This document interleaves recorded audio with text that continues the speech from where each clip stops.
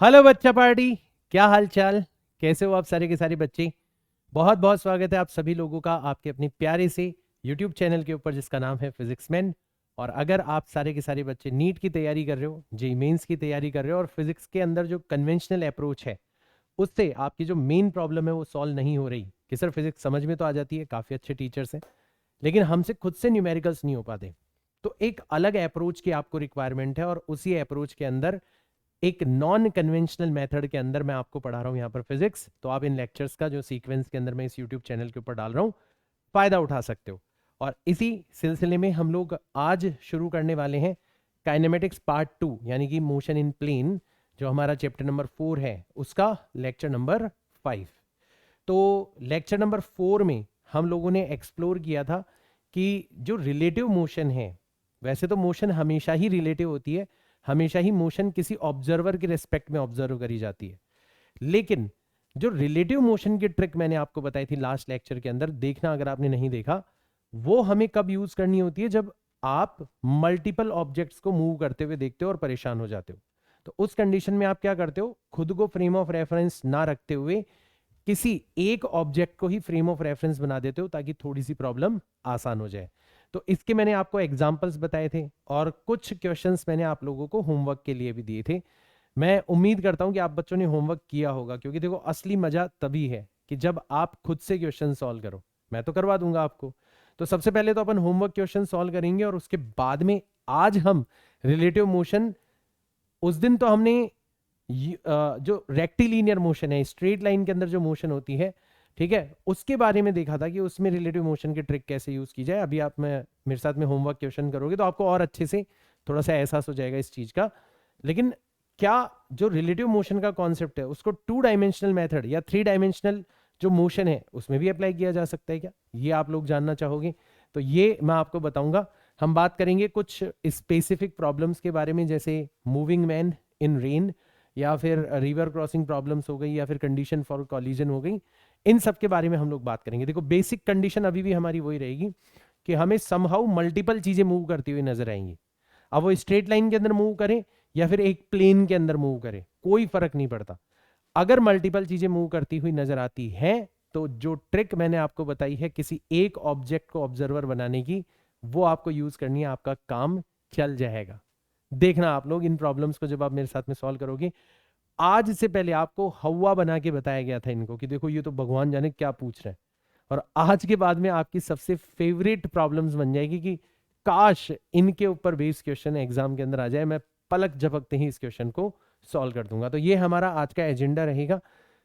बाकी बहुत सारे बच्चे जो यूट्यूब के ऊपर लेक्चर्स देख रहे हैं वो ये भी सवाल पूछते हैं कि सर लेक्चर तो बहुत अच्छे हैं, लेकिन बहुत सारी चीज़ें हैं जो कि लेक्चर के अलावा भी रिक्वायर्ड होती है फॉर सिलेक्शन।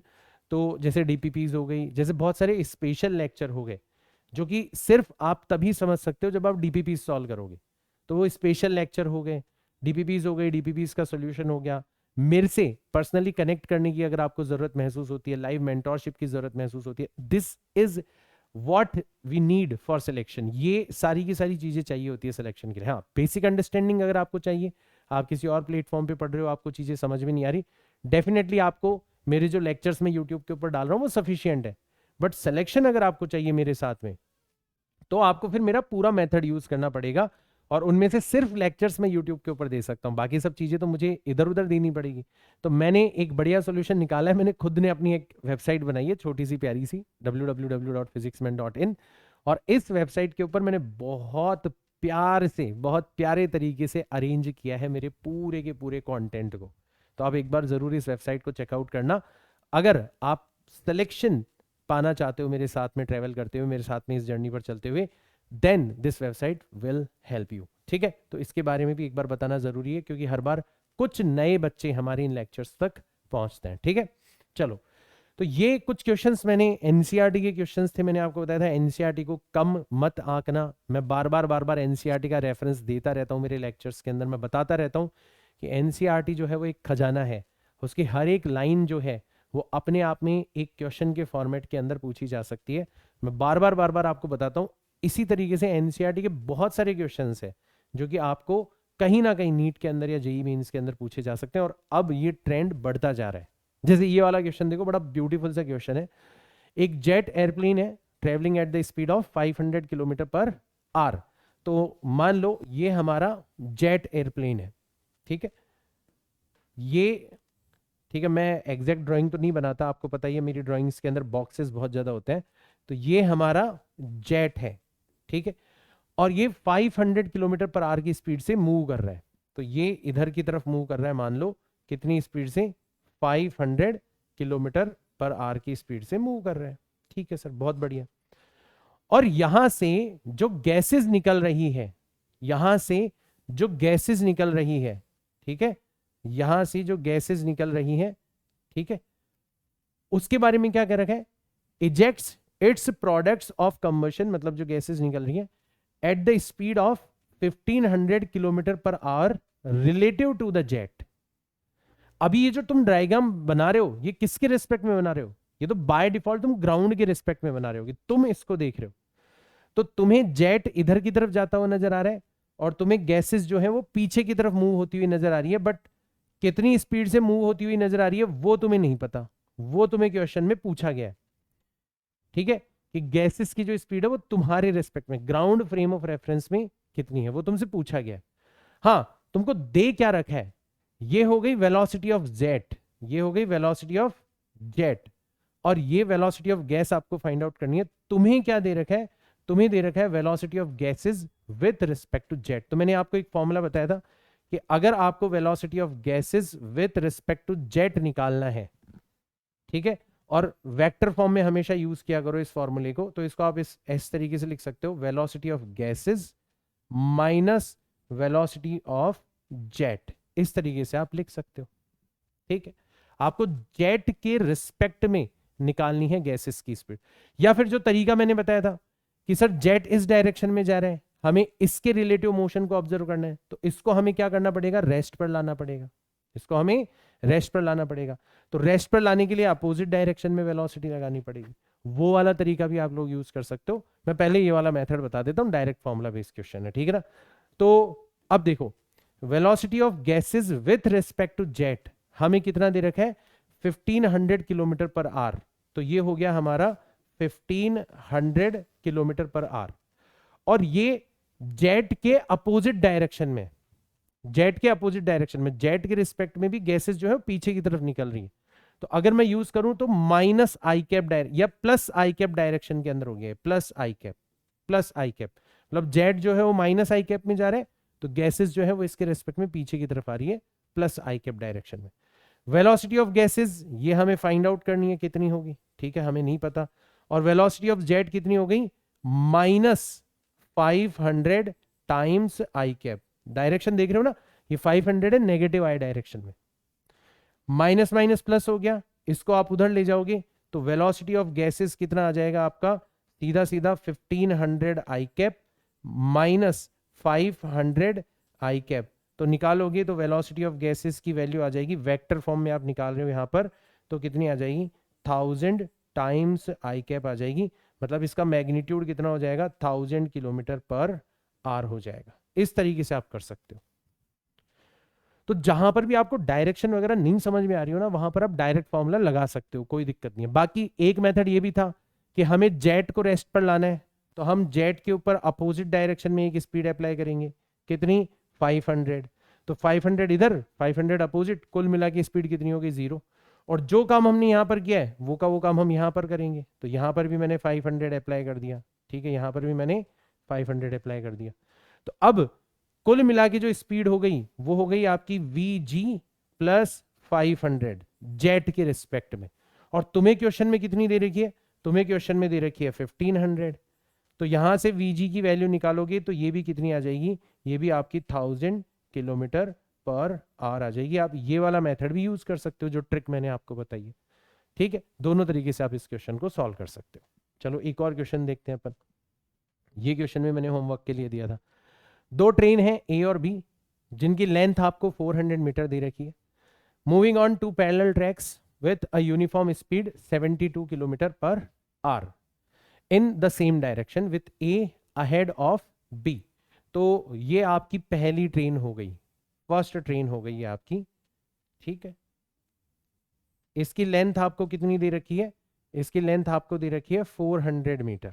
वेरी गुड, इसका नाम हमने रख दिया ए, ठीक है। और ये आगे चल रही है बी से, तो दूसरी वाली ट्रेन यहां कहीं मान लो, यहां पर मान लो दूसरी वाली ट्रेन, इसकी भी लेंथ तो आपको सेम ही रखनी है, दोनों पैरेलल ट्रैक्स पर चल रही हैं। तो ये बी हो गई और इसकी लेंथ भी कितनी हो गई, 400 मीटर्स हो गई। चलो कोई दिक्कत नहीं। अब ये कितना पीछे चल रही है इसकी जानकारी हमें नहीं है, तो हमने रैंडमली ले लिया कि इससे थोड़ा सा पीछे चल रही है, ठीक है। मतलब ये जो डिस्टेंस है ना, ये हमने रैंडमली कितनी ले ली, मान लो ये डिस्टेंस हमने ले ली x, हमें नहीं पता ना क्वेश्चन में कितनी भी हो सकती है, तो हम इन जनरल यहां पर x ले सकते हैं, कोई दिक्कत नहीं है, ठीक है। चलो बहुत बढ़िया। The driver of B decides to overtake A, दोनों किस डायरेक्शन के अंदर चल रही है, ये भी आपको इस डायरेक्शन के अंदर चलती हुई नजर आ रही है 72 किलोमीटर पर आवर, ठीक है। और ये भी आपको इस डायरेक्शन में चलती हुई नजर आ रही है 72 किलोमीटर पर आवर की स्पीड से, ठीक है, कोई दिक्कत नहीं है। तो अब बी का जो ड्राइवर है, तो बी का ड्राइवर यहां पर बैठा है, यहां पर बैठा है बी का ड्राइवर, ठीक है। तो ये क्या सोचता है कि यार मैं इस ए को क्या कर जाऊं, ओवरटेक कर जाऊं। तो अभी तो नहीं कर पाएगा, क्यों, क्योंकि अभी तो दोनों की स्पीड सेम है। तो अगर आप इसके रेस्पेक्ट में इसकी स्पीड निकालोगे तो जीरो आ जाएगी, तो अभी तो नहीं कर पाएगा, ठीक है। तो ये क्या करता है, ये एक्सेलरेट करता है, कितना, 1 मीटर पर सेकेंड स्क्वायर, इससे एक्सेलरेट करता है। और after 50 second the guard of B just brushes past the driver of A, जो ए का ड्राइवर है, ठीक है, इसको टाटा बाय बाय बोलते हुए नजर आता है, कौन, बी का, ए का जो ड्राइवर है उसको बी का जो गार्ड है, गार्ड कहां पर बैठा होता है, पीछे की तरफ बैठा होता है। तो ये हो गई हमारी ट्रेन बी, ठीक है, ये तो बी हो गई हमारी, ये इसका ड्राइवर हो गया और ये इसका गार्ड हो गया, जस्ट टाटा बाय बाय बोलते हुए नजर आ रहा है। ऐसी सिचुएशन बन रही है आपकी, ऐसी सिचुएशन बन रही है, कितने टाइम बाद में, 50 सेकंड के बाद में, ठीक। तो आपसे पूछा गया what was the original distance between them, मतलब हमसे इस x की वैल्यू पूछी गई है कि बताओ इन दोनों के बीच की। अब बिटवीन देम का मतलब हो गया the guard of B just brushes past the driver of A, तो इस गार्ड, ये जो बी का गार्ड है और ये जो ए का ड्राइवर है, इन दोनों के बीच की ओरिजिनल डिस्टेंस कितनी थी। तो इतना तो हमें पता ही है कि ये 400 है, ये 400 है, अगर x पता चल गया तो हमें ओरिजिनल डिस्टेंस भी पता चल जाएगी, मतलब कुल मिला के हमें x निकालना है। तो अब देखो, सोचो सोचो इस क्वेश्चन के अंदर, सोचो अपन इसको कैसे ब्रेक करेंगे। तो सबसे पहले तो हमें ये याद आएगा कि सर ने बताया था कि अगर मल्टीपल ऑब्जेक्ट्स मूव हो रहे हो तो खुद के फ्रेम ऑफ रेफरेंस में मत करो क्वेश्चन को, किसी एक के फ्रेम ऑफ रेफरेंस में क्वेश्चन को कन्वर्ट कर दो, और अक्सर उसके फ्रेम ऑफ रेफरेंस में कन्वर्ट करो जिसको तुम्हें पकड़ना है, जिसको तुम्हें ओवरटेक करना है।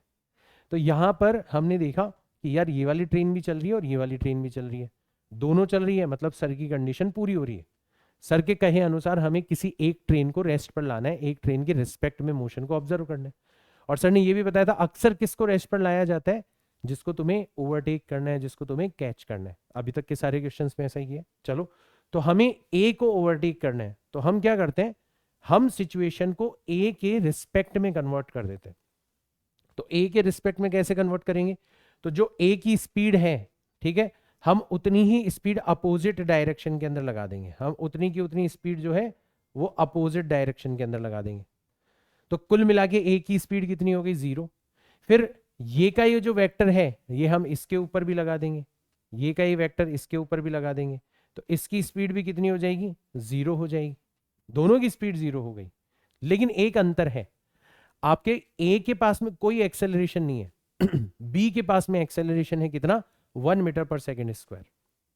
तो अब ए तो यहां पर रुका हुआ है, बी भी फिलहाल यहां पर रुका हुआ है, बट इसके पास में एक्सेलरेशन है, उस एक्सेलरेशन की वजह से धीरे धीरे इसकी स्पीड बढ़ती जाएगी और ये आगे बढ़ता चला जाएगा।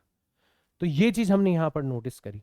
तो अगर हम देखें, तो अगर हम इस सिचुएशन को विथ रिस्पेक्ट टू, अगर इस सिचुएशन को with respect to A observe करें, तो हम क्या देखेंगे, हम देखेंगे इनिशियल स्पीड ऑफ बी कितनी हो जाएगी, इनिशियल स्पीड ऑफ बी कितनी हो जाएगी, तो सर ये तो हो जाएगी 0, तो u की वैल्यू कितनी हो गई, 0 हो गई, ए के रिस्पेक्ट में 0 हो गई, है ना। ठीक है। हाँ, जो एक्सेलरेशन है वो कितना हो जाएगा, वो हो जाएगा 1 मीटर पर सेकंड स्क्वायर। डिस्टेंस हमें कितनी कवर करनी है, अगर अब देखो ए तो यहां पर रुकी हुई है, हमें इसको कहां पर लेके जाना है, यहां पर लेके जाना है, तो कितनी डिस्टेंस कवर करनी है, हमें 400 प्लस एक्स प्लस 400 इतनी डिस्टेंस कवर करनी है। या फिर इसको आप ऐसे भी लिख सकते हो, this is distance between guard and driver of A. ठीक है, guard and driver of A, ये भी आप लिख सकते हो इसको। आप इसको 400 प्लस एक्स प्लस 400 लिखने की बजाय डायरेक्ट क्या लिख दो, distance between guard of B and driver of A, ये भी लिख सकते हो। और यही चीज हमें फाइंड आउट करनी है, तो ज्यादा फायदा तो यही होगा। तो हमारी जो डिस्टेंस है उसको हम लिख सकते हैं distance between guard of B and driver of A. और ये हमें क्या करना है, ये हमें यहां पर फाइंड आउट करना है, ये हमें यहां पर फाइंड आउट करना है। और टाइम कितना लग रहा है, ये क्वेश्चन के अंदर हमें दे रखा है, कितना टाइम लग रहा है, 50 सेकंड का टाइम लग रहा है ओवरटेक करने के अंदर, तो 50 सेकंड का टाइम हो गया। क्योंकि एक्सेलरेशन कांस्टेंट है तो यहां पर इक्वेशन ऑफ मोशन का यूज किया जा सकता है। कौन सी इक्वेशन यूज होगी ये तो पता पड़ ही गया, सेकंड इक्वेशन ऑफ मोशन यहां पर यूज हो जाएगी।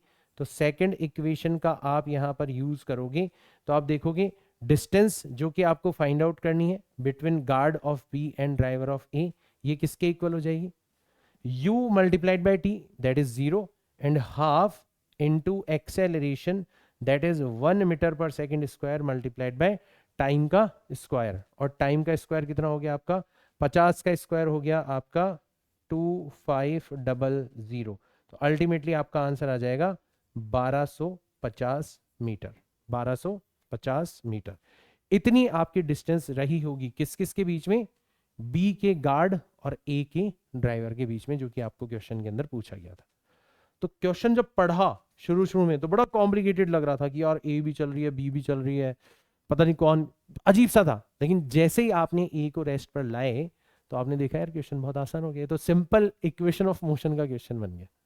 इस क्वेश्चन को देखो, दो टाउन है ए और B connected by a regular bus service with a bus leaving in either direction every T minutes। ठीक है, a man cycling with a speed of 20 km per hour in the direction A to B notices that a bus goes past him every 18 minutes in the direction of his motion and every 6 minutes in the opposite direction। पहले question को अच्छे से समझो। तो ये मान लो आपका village A है, ठीक है, यहां पर आपका गांव A है और इस जगह पर आपका गांव B है ना। दो बस अड्डे बने हुए हैं यहाँ पर, एक बस अड्डा बना हुआ है गांव ए के अंदर और एक बस अड्डा बना हुआ है गांव बी के अंदर। ठीक, और क्या हो रहा है, यहां से हर टी मिनट पर एक बस छूट रही है। ठीक है, तो यहां पर मान लो ये आपकी पहली बस होगी B1, ठीक है, और इसके पीछे पीछे दूसरी बस आ रही होगी, इसके पीछे पीछे दूसरी बस आ रही होगी B2 आ रही होगी। और मान लो बस की स्पीड कितनी है, u है, मान लो बस की स्पीड कितनी है, u है, तो पक्का इन दोनों के बीच की डिस्टेंस कितनी हो जाएगी, पक्का इन दोनों के बीच की डिस्टेंस हो जाएगी u multiplied by t minutes. ठीक है, मिनट्स को अपन सेकंड्स में कन्वर्ट कर लेंगे, अभी u मल्टीप्लाइड बाय t लिख लेते हैं अपन, t मिनट्स के अंदर है हमारा। ठीक है ना, तो ऐसे कि ये बस भी आगे जा रही है, ये बस भी आगे जा रही है, और दोनों के बीच की डिस्टेंस कितनी है, और भी पीछे की तरफ बसेस है। ठीक है, इसी प्रकार से इधर की तरफ से जो बसेस आ रही है, ठीक है, इनका नाम भी रख दिया हमने। तो यहां से आ रही है B3, ठीक है, और यहां से आ रही है पीछे से B4, है ना। और ये दोनों बसेस इस डायरेक्शन में जा रही थी, कितनी स्पीड से, u स्पीड से, और ये दोनों बसेस इस डायरेक्शन में आ रही है, कितनी स्पीड से, u स्पीड से। तो इनके बीच की डिस्टेंस भी कितनी हो जाएगी, u multiplied by t minutes हो जाएगी। क्यों, क्योंकि हर t मिनट पर एक बस जो है वो बस अड्डे से रवाना हो रही है। सिचुएशन को समझो, अभी क्वेश्चन की तरफ मत जाओ। ठीक है सर, और इतना तो समझ में आ गया। अब अपन देखते हैं अब क्या होता है। साइकिल वाला क्या कर रहा है, नोटिसेस, ठीक है, a man cycling with a speed of 20 kilometre per hour in the direction A to B। Cycle वाला A से B की तरफ जा रहा है। ठीक है, तो मान लो अभी साइकिल वाला यहां पर है, मान लो अभी साइकिल वाला यहां पर है, इस जगह पर है आपका साइकिल वाला, ठीक है। और जस्ट कौन सी बस को टाटा बाय बाय बोल रही है, B1, इस वाली बस को टाटा बाय बाय बोल रही है। इसकी खुद की स्पीड कितनी दे रखी है आपको, इसकी खुद की स्पीड दे रखी है आपको 20 किलोमीटर पर आवर दे रखी है इसकी खुद की स्पीड। तो पहले इस सिचुएशन को समझो कि अभी ये जस्ट इस वाली बस के बगल में, इसको टाटा बाय बाय बोल रहा है। तो अगली जो बस है जो इसके पीछे से आएगी वो इसको कितनी देर बाद में आती हुई नजर आएगी, कैसे पता लगाएंगे अपन। तो क्या यहां पर सर की कंडीशन मैच हो रही है, बिल्कुल हो रही है सर। आपने बताया था जब भी मल्टीपल ऑब्जेक्ट्स मूव करें तो हमें क्या करना है, किसी एक को रेस्ट पर ले आना है, किसी एक को रेस्ट पर ले आना है। तो यहां पर साइकिल वाला भी मूव कर रहा है, ये वाली बस भी मूव कर रही है। तुम ये जानना चाहते हो कि ये वाली बस इसको कितने टाइम में ओवरटेक करेगी। क्योंकि दोनों मोशन कर रहे हैं तो बेटर ये रहेगा कि हम किसी एक को रेस्ट पर लेके आ जाए। तो हम साइकिल वाले को रेस्ट पर लेके आ जाते हैं। तो साइकिल वाले को रेस्ट पर लाने के लिए हम लोग क्या करेंगे, इसके जस्ट अपोजिट डायरेक्शन के अंदर एक स्पीड लगा देंगे, कितनी, जितनी साइकिल वाले की स्पीड है 20 kilometre per our, just opposite direction. तो साइकिल वाले भाई साहब जी तो आ गए हमारे रेस्ट पर, रेस्ट पर आ गए। और इस बस के बारे में हमें जानना है कितनी देर में ओवरटेक करेगी। तो इसके ऊपर भी मैंने एक क्या कर दी, 20 किलोमीटर पर आवर की स्पीड अप्लाई कर दी, 20 किलोमीटर पर आवर की स्पीड मैंने अप्लाई कर दी। तो अब इसकी ओवरऑल स्पीड कितनी हो गई, तो इसकी ओवरऑल स्पीड हो गई आपकी, इसकी ओवरऑल स्पीड हो गई कितनी, u minus 20 kilometre per our. अभी अपन किलोमीटर पर आवर के अंदर ले रहे, ठीक। तो इतनी चीज हमें पता पड़ गई। तो अब टाइम कितना लगेगा, टाइम कितना लगेगा, तो आपको कहा गया है टाइम लग रहा है 18 मिनट का। तो यहां से सिचुएशन निकल के आई कि हमें 18 मिनट का टाइम लगने वाला है। कब, जब हम इतनी डिस्टेंस कवर करेंगे, कितनी, u multiplied by t distance cover करेंगे। और कितनी स्पीड से कर रहे हैं, ये तो रेस्ट पर है, इतनी डिस्टेंस कवर करनी है इस बस को, और रिलेटिवली कितनी स्पीड से चल रहा है ये, u माइनस 20। तो ये आ जाएगा आपका डिवाइडेड बाय u माइनस 20। मैंने कहीं भी अभी किलोमीटर पर आवर को मीटर पर सेकंड में कन्वर्ट नहीं किया, मिनट को मैंने सेकंड में कन्वर्ट नहीं किया, क्योंकि अभी देखना कट जाएंगे सारी की सारी चीजें। चलो अब अपन इसकी बात करते हैं, अब अपन इसकी बात करते हैं कि मान लो आपका जो साइकिल वाला है ना वो अब यहां पर है। मान लो साइकिल वाला जो है वो यहां पर है, कितनी स्पीड से चल रहा है, 20 किलोमीटर पर आवर की स्पीड से चल रहा है। अभी अभी सामने से आती हुई बस B3 को इसने टाटा बाय बाय बोला है। अब अगली बस कितनी देर में आएगी इसके पास में, ये इसको जानना है। तो वही सर की कंडीशन मैच हो रही है, ये भी चल रहा है, ये भी चल रही है, दो चीजें मूव कर रही है, इसका मतलब बढ़िया रहेगा किसी एक को रेस्ट पर लिया। तो यहां पर साइकिल वाले को ओवरटेक करना है, मतलब साइकिल को हम लोग क्या करते हैं, रेस्ट पर ले आते हैं। तो मैंने इसके ऊपर अपोजिट डायरेक्शन में 20 अप्लाई कर दिया। 20 अप्लाई करते ही ये आ गया रेस्ट पर। जो काम इसके ऊपर किया वो काम मैंने इसके ऊपर भी कर दिया, इस पर भी मैंने 20 अप्लाई कर दिया। तो अब इसकी जो ओवरऑल स्पीड है वो कितनी आ गई, वो आ गई u प्लस 20, क्योंकि दोनों सेम डायरेक्शन के अंदर। तो ऑब्वियसली इसको कम टाइम लगेगा क्योंकि डिस्टेंस यहां पर सेम है। तो यहां पर कितना टाइम लग रहा था, 6 मिनट का टाइम लग रहा था। और कितनी डिस्टेंस को कवर करने में, ut, और अब रिलेटिव स्पीड कितनी है आपकी, u प्लस 20। तो ऐसे आपको दो अलग अलग इक्वेशंस मिल गई, इन दोनों का आप यूज करके आसानी से u की वैल्यू निकाल सकते हो। और एक बार u की वैल्यू आ गई तो आप कैपिटल T की वैल्यू भी निकाल सकते हो। देखो आ जाओ मैं निकाल के बताता हूं आपको। तो ये हो गई आपकी इक्वेशन नंबर 1 और ये हो गई आपकी इक्वेशन नंबर 2।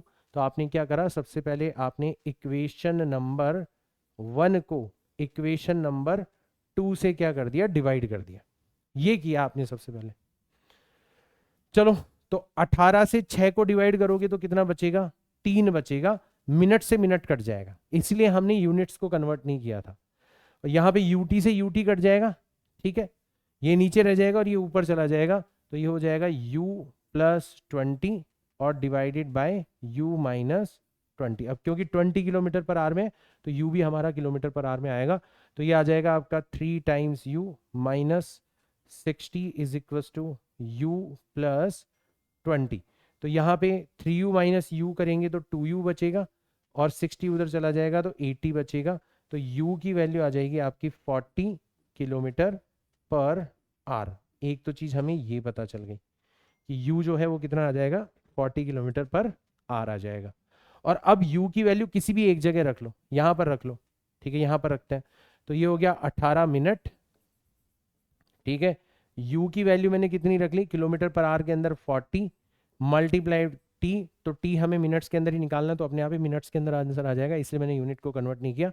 और u की जगह जैसे 40 रखूंगा, 40 माइनस 20 करोगे तो कितना बच जाएगा, 20 बच जाएगा। 20 से 40 चला गया 2 बार, 2 से 18 चला गया 9 बार, तो t की वैल्यू आ जाएगी आपकी 9 मिनट्स। तो हर 9 मिनट पर आपकी बस जो है वो रवाना हो रही है, तब जाके ये सिचुएशन बन रही होगी। तो ये क्वेश्चन जब बच्चा खुद से सॉल्व करता है तो बच्चे को काफी ज्यादा कॉम्प्लिकेटेड लगता है। बच्चे को ऐसा लगता है कि यार क्वेश्चन के अंदर पता नहीं क्या क्या मूव कर रहा है, कौन आगे से आ रही है बस, कौन पीछे। कई बच्चे तो क्वेश्चन को ही नहीं इंटरप्रेट कर पाते। तो फिजिक्स के अंदर एक ये भी आर्ट होती है, खासकर ये जेई एडवांस वगैरह के अंदर बहुत काम में आती है, कि आप क्वेश्चन को कितना कॉम्प्रीहेंड कर पा रहे हो, किस हद तक आप क्वेश्चन को समझ पा रहे हो, ठीक है। तो ऐसे क्वेश्चंस मान लो आपसे पहली बार में नहीं होते, बट एक बार सर के समझाए जाने के बाद में आप दोबारा खुद से किया करो, कुछ दिन बाद में खुद से, याद करने की कोशिश करके नहीं, खुद से फिगर आउट करके। कई बच्चे क्या करते हैं, सर का सॉल्यूशन देख के जब 2-3 दिन बाद में खुद से करते हैं तो याद करने की कोशिश करते हैं, ये सबसे बड़ी गलती है। तुम्हें याद करने की कोशिश नहीं करनी, तुम्हें क्या करना है, तुम्हें पूरे के पूरे क्वेश्चन को खुद से फिगर आउट करना है। याद करने की कोशिश मत करना कि यार सर ने ऐसे 2 डब्बे बनाए थे तो चलो मैं भी 2 डब्बे बना देता हूँ, है ना, सर ने ऐसे B1 B2 लिखा था बस इसको, तो मैं भी B1 B2 लिख दे। नहीं नहीं नहीं नहीं, ये नहीं करना। इसका मतलब तो फिर तुम सीख ही नहीं पाओगे कभी भी, है ना। तो ये चीज आपको ध्यान में रखनी है। आई होप ये क्वेश्चन भी अच्छे से समझ में आ गया होगा। कोई बात नहीं, अगर नहीं समझ में आया हो तो एक बार इसका दोबारा से सोल्यूशन देखना। मैंने हर एक चीज बहुत आराम आराम से समझाई है, कीपिंग इन माइंड कि इस सोल्यूशन को बच्चा हो सकता है एक से ज्यादा बार देखे, ठीक है, कोई दिक्कत नहीं है। अब आगे चलते हैं यहाँ से। तो ये कुछ क्वेश्चन मैंने होमवर्क के लिए दिए थे। अब देखो होमवर्क कितना इंपॉर्टेंट होता है। मैंने 20 मिनट सिर्फ और सिर्फ होमवर्क क्वेश्चंस का सोल्यूशन दिया है।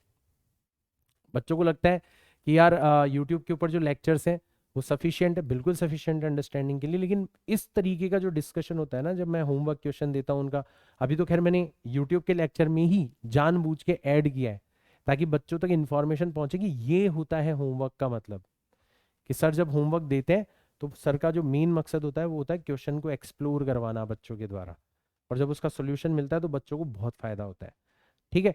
तो नॉर्मली वो वेबसाइट के ऊपर अवेलेबल होता है, पर ठीक है आज आपको ये दिख गया कि हाँ होमवर्क क्वेश्चन और उसके सोल्यूशन का मतलब क्या है। चलो आगे चलते हैं अपन।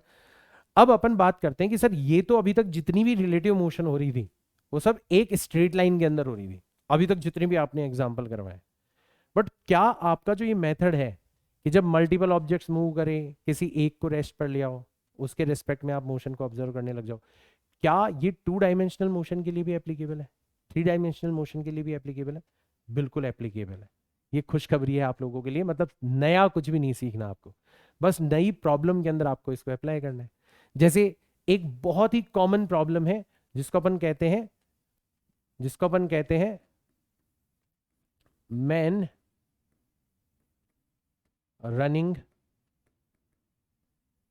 इन रेन, ठीक है। तो मैं रनिंग वर्ड का यूज कर रहा हूं, हो सकता है वो मोटरसाइकिल चला रहा हो सकता है वो साइकिल चला रहा हो सकता है वो नाव चला रहा हो, ठीक है ना। मतलब आपको समझ में आ गया कि अब हमें एक इंसान को बारिश होते हुए मौसम के अंदर मूव करवाना है। बहुत कॉमन सिचुएशन है, आप सभी लोगों ने कभी ना कभी इस चीज को फेस किया होगा। तो हमारा एक्सपीरियंस क्या कहता है कि जब बारिश हो रही होती है ना, और कोई हवा वगैरह नहीं चल रही, नॉर्मली जब बारिश होती है ना तो बहुत अच्छी खासी बारिश होती है तो हवाएं नहीं चलती, है ना। तो बारिश नॉर्मली वर्टिकल गिरती है, ऐसे वर्टिकल बूंदें गिरती है। तो आप ऐसे खड़े रहोगे ना तो आपको अपने सिर पे टप टप टप बारिश की बूंदें गिरते हुए नजर आएगी, अगर आप खड़े हो शांति से। लेकिन जैसे आप चलने लगते हो तो आप नोटिस करते हो बारिश आपके सिर पे नहीं गिरती, आपको ऐसे सामने फेस पर लगती हुई नजर आती है बारिश। अब ऐसा क्यों हुआ? बारिश ने अपनी डायरेक्शन क्यों चेंज कर ली? क्या हमारे चलने ने बारिश की डायरेक्शन को चेंज करवा दिया? ये सारे के सारे सवाल आपके दिमाग में खड़े हो सकते हैं जब आप ध्यान से इस चीज को ऑब्जर्व करोगे तो इसको अपन समझने की कोशिश करते हैं, ठीक है। तो सिचुएशन क्या है, सबसे पहले कॉमन सिचुएशन लेते हैं। सिचुएशन ये है कि जो बारिश की बूंदें हैं, तो ये एक मैंने सैंपल बारिश की बूंद यहां पर ली है, ठीक है ना।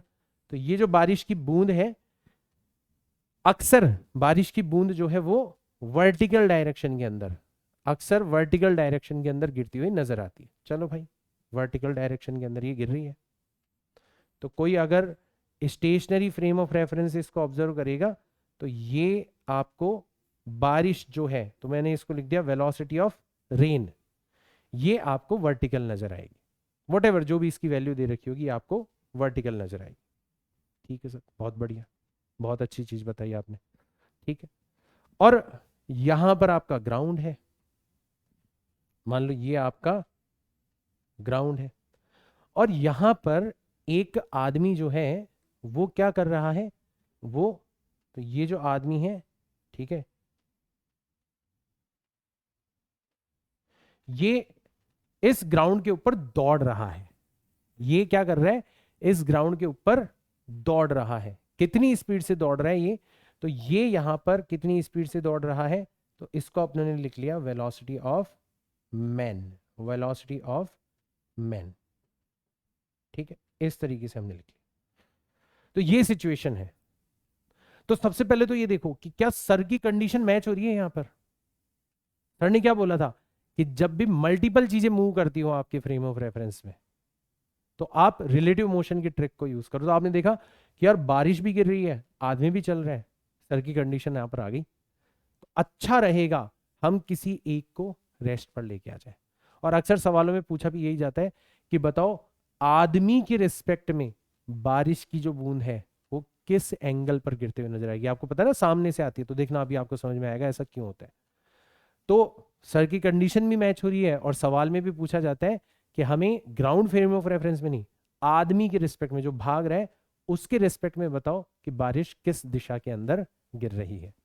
तो अब तो सर के ट्रिक आप सबको पता ही है। आपको क्या बताया हुआ है सर ने कि जब भी आपको किसी एक ऑब्जेक्ट के रेस्ट में मोशन को ऑब्जर्व करना होता है तो सबसे पहले आप उस ऑब्जेक्ट को कहां पर ले आओ, उस ऑब्जेक्ट को आप रेस्ट पर ले आओ। तो वीएम इसकी वेलोसिटी इस डायरेक्शन में दी, और इसको जीरो बनाने के लिए मैंने अपनी तरफ से एक वीएम वेलोसिटी जो है वो अपोजिट डायरेक्शन में लगा दी। अभी मैं मैग्नीट्यूड लिख रहा हूं, डायरेक्शन दिखा रहा हूं, वरना मैं अगर वेक्टर फॉर्म में लिखता तो मैं माइनस वीएम लिखता, कोई दिक्कत नहीं है सर। तो बहुत अच्छी बात है। तो वीएम इधर थी, मैंने अपनी तरफ से वीएम यहां पर दिखा दी। तो अब ये भाई साहब जी जो है ये ओवरऑल कहां पर आ चुके हैं, ये आपके ओवरऑल, ये ओवरऑल रेस्ट पर आ चुके हैं, ये ओवरऑल रेस्ट पर आ चुके हैं। ट्रिक क्या कहती थी, हमें सिचुएशन को बैलेंस बनाए रखना है। तो जो काम हमने यहां पर किया है वो का वो काम हमें यहां पर भी करना पड़ेगा। तो मैंने यहां पर भी एज इट इज उठा के जो वीएम उधर लगाया था वो का वो वीएम, मैग्नीट्यूड बता रहा हूं, डायरेक्शन में अलग से दिखा रहा हूं, तो ये मैंने एज इट इज यहां पर लगा दिया, एज इट इज लगा दिया। तो अब आपने देखा कि बारिश की बूंद पर एक नहीं दो वेलोसिटी वर्क कर रही है। तो आपको अगर निकालना हो टोटल वेलोसिटी कितनी होगी, तो आपको इन दोनों का रिजल्टेंट निकालना पड़ेगा। ठीक है, और रिजल्टेंट हम लोग कैसे निकालते हैं बेटा, रिजल्टेंट हम लोग कैसे निकालते हैं, मैंने आपको वेक्टर्स के अंदर बताया था। आप एक पैरेललोग्राम बनाते हो, तो यहां पर आपने एक पैरेललोग्राम बनाया, ठीक है, और इस पैरेललोग्राम में जो कॉमन ओरिजिन है दोनों वेक्टर्स का, वहां से निकलने वाला डायगोनल, मतलब ये वाला जो डायगोनल है ये किसको रिप्रेजेंट करेगा, ये डायगोनल रिप्रेजेंट करेगा दोनों के रिजल्टेंट को, ये वाला डायगोनल। और इसका नाम हमने रखा है velocity of rain with respect to man, ये हो जाएगा। तो अब आपको समझ में आया कि मैन के रिस्पेक्ट में अगर आप देखोगे तो बूंदे जो है वो वर्टिकल डायरेक्शन में नहीं, आपको एंगल पर गिरते हुए नजर आएगी। कितने एंगल पर गिरते हुए नजर आएगी, मान लो थीटा एंगल पर गिरते हुए नजर आएगी। तो जितने एंगल पर बारिश की बूंदें गिर रही है उतने ही एंगल पर इसको अपना छाता होल्ड करना पड़ेगा। तो उतने ही एंगल पर इसको यहां पर अपना छाता जो है वो होल्ड करना पड़ेगा। अगर इसको बारिश से बचना है तो उसको वर्टिकल से, ठीक है, यहां पर भी आपने वर्टिकल से लिया, यहां पर भी आप वर्टिकल से, तो उतने ही एंगल थीटा पर इसको क्या करना पड़ेगा, बारिश से बचने के लिए छाते को होल्ड करना पड़ेगा। और यही आपसे सवालों में अक्सर पूछा जाता है। तो अब तो हम सारी की सारी चीजें, क्योंकि डायग्राम हमें क्लियर हो गया, हमने कोई नई चीज नहीं करी, सर ने जो ट्रिक बताई थी हमने तो उसी का यूज किया है। अब जो पूछे जो हम निकाल सकते हैं, जैसे हमसे क्या पूछा जा सकता है, तो अक्सर हमें वीएम और वीआर दिया जाता है, ठीक है। तो जनरली जब ये क्वेश्चन पूछा जाता है ना, तो जनरली हमें velocity of man with respect to ground दी जाती है, and velocity of rain with respect to ground दी जाती है। तो ये दोनों हमें गिवन होते हैं, ये दोनों हमें गिवन होते हैं। तो हम इनकी टर्म्स के अंदर बाकी सारी चीजों को निकालने की कोशिश करेंगे इन दोनों की टर्म्स में। जैसे एक तो हमसे पूछा जा सकता है एंगल विथ वर्टिकल, ठीक है, एक तो हमसे पूछा जा सकता है एंगल विथ वर्टिकल, ठीक है। तो जनरली वीएम और वीआर गिवन होते हैं, तो इनके फॉर्म में निकालने की कोशिश करेंगे। तो आप नोटिस करोगे ये वीएम है तो ये भी वीएम हो जाएगा, और ये वीआर है तो टेन थीटा लगेगा परपेंडिकुलर। तो आप यहां पे क्या करोगे, सबसे पहले टेन थीटा निकालोगे। तो टेन थीटा जो है वो हो जाएगा आपका velocity of man divided by velocity of rain, ठीक है। और यहां से आप थीटा निकाल सकते हो। तो थीटा जो है वो हो जाएगा आपका, थीटा को आप लिख सकते हो टेन इनवर्स जो भी आएगा, ठीक है, V M divided by V R, ये लिखा जा सकता है, ये लिखा जा सकता है। तो एक तो आपसे ये पूछ लिया जाता है, ठीक है। और दूसरी चीज आपसे क्या पूछ ली जाती है, दूसरी चीज आपसे पूछ ली जाती है velocity of rain, velocity of rain with respect to man, यानी कि वी आर एम आपसे पूछ लिया जाता है। तो ये हाइपोटेनस है यहाँ पर, और हाइपोटेनस किसके इक्वल होता है, रूट के अंदर अगर अपन लिखेंगे तो V R square plus V M square के इक्वल हो जाएगा। तो ये दो चीजें आपसे अक्सर पूछ ली जाती है, और ऐसा आपको सवाल बना के दे दिया जाता है। तो अब कितना आसान हो गया, सवाल भी आसान हो गया, और तुम चाहो तो डायरेक्ट फॉर्मूले भी यूज कर सकते हो। जैसे मान लो एक एग्जाम्पल लेते हैं अपन, मान लो फॉर एन एग्जाम्पल हमें ऐसा कह दिया जाए, है ना, यहीं पर अपन बना लेते हैं क्योंकि डायग्राम वगैरह बना हुआ ही है। तो मान लो हमें ऐसा कह दिया जाए कि वेलोसिटी ऑफ रेन जो है वो कितनी है, वो है आपकी 4 मीटर पर सेकेंड, इतनी वेलोसिटी से आपकी बारिश की बूंदें गिर रही है, ठीक है। और वेलोसिटी ऑफ मैन कितना है, तो ये आपको दे रखा है 3 मीटर पर सेकेंड, इतना आपको दे रखा है, ठीक है। तो आपसे पूछा जाए कि बताओ किस एंगल पर अम्ब्रेला होल्ड करना पड़ेगा, तो एंगल थीटा हो जाएगा आपका टेन इनवर्स वी एम, तो वी एम हो गया 3 और वी आर हो गया 4, और टेन इनवर्स 3/4 का मतलब कितना होता है 37 डिग्री होता है। ये तो आप सभी लोगों को पता होगा ही होगा, 37 डिग्री होता है। और वहीं आपसे अगर पूछ लिया जाए कि बताओ रेन आदमी को कितनी स्पीड से थपेड़े देते हुए नजर आएगी उसके थोबड़े पे, उसकी शक्ल पे, तो वो भी आप निकाल सकते हो, root V R square plus V M square, ठीक है। तो यहां पर रूट के अंदर करोगे 3 का स्क्वायर प्लस 4 का स्क्वायर 9 16 25, तो ये आ जाएगा 5 मीटर पर सेकेंड। इतनी स्पीड से बारिश जो है नॉर्मली चेहरे पे टकराते हुए नजर। आपने ये भी नोटिस किया होगा कि जब आप बाइक वगैरह चलाते हो ना, बारिश के अंदर खड़े रहते हो तब बारिश की बूंदें इतनी नहीं चुभती, ठीक है। लेकिन जब तुम बाइक चलाते हो, तेज बाइक चलाते हो, जितनी तेज बाइक चलाओगे ना, क्योंकि वो ऐड हो जाएगा, आपकी स्पीड जो है वो भी ऐड हो जाएगी रिलेटिव स्पीड के अंदर, जितनी तेज आप स्पीड चलाओगे उतनी तेज आपको बारिश आपके चेहरे पर गिरते हुए नजर आएगी, ठीक है। तो ये इस तरीके के छोटे मोटे सवाल आप लोगों से पूछ लिए जाते हैं, इनमें कोई बहुत बड़ी बात नहीं है। अब आपको ये समझ में आना चाहिए, मतलब मैं यहाँ पे ऐसा नहीं कि कोई आपको ट्रिक वगैरह करवा रहा हूँ, मैं आपको जस्ट एहसास दिला रहा हूँ कि कैसे डराते हैं लोग, कैसे डराते हैं आपसे, आपको लोग, ठीक है ना, नीट के नाम पे और जेई के नाम पे, ये देखो।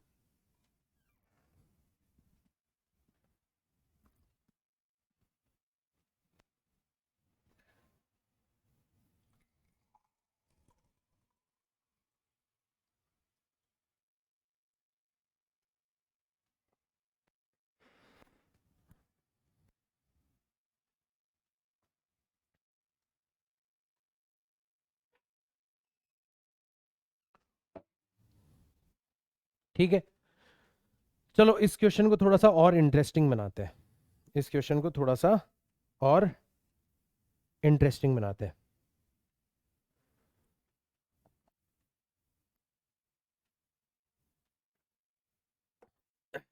ठीक है, तो एक तो ये सिचुएशन है आपकी, तो इसमें तो कुछ भी नहीं है, ये तो आपको समझ में आ गया।